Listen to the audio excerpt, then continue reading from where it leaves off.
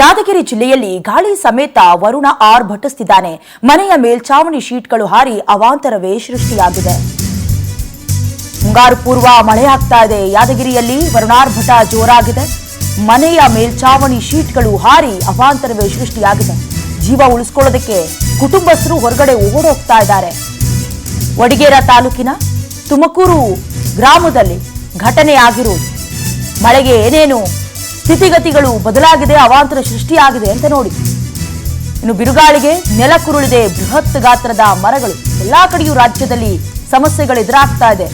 ಇನ್ನು ಮರಗಳು ಧರೆಗುರುಳಿ ಹಲವು ಬೈಕ್ಗಳು ಕೂಡ ಜಖಂ ಆಗಿದೆ. ಮನೆಯ ಮೇಲೆಯೇ ಬಿದ್ದಿರೋ ಮರಗಳು ಜಸ್ಟ್ ಮಿಸ್ ಪ್ರಾಣಾಪಾಯದಿಂದ ಅಂತ ಹೇಳಬೇಕು.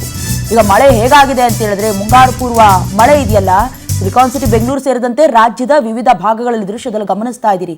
ಆ ಮನೆಯ ಸಂಪೂರ್ಣ ಸ್ಥಿತಿಗತಿಯೇ ಬದಲಾವಣೆಯಾಗಿದೆ. ಅಂದ್ರೆ ಆ ಶೀಟ್ಗಳೆಲ್ಲ ಮಗುಚಿ ಬಿದ್ದಿದೆ.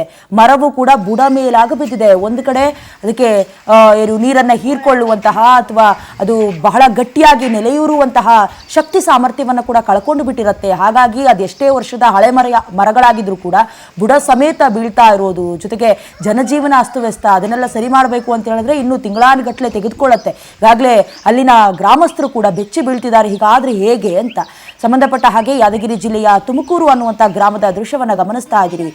ಕೇವಲ ಕೆಲವೇ ದಿನಗಳಿಂದ ಸುರಿತಾ ಇರುವ ಭಾರಿ ಮಳೆಗೆ ಈ ಅವಾಂತರ ಆಗಿಬಿಟ್ರೆ ನಿಜಕ್ಕೂ ಮಳೆಗಾಲ ಶುರುವಾದ್ರೆ ಪರಿಸ್ಥಿತಿ ಹೇಗಾಗತ್ತೆ ಅನ್ನುವಂಥ ಆತಂಕದಲ್ಲಿ ಅಲ್ಲಿನ ಗ್ರಾಮಸ್ಥರಿದ್ದಾರೆ.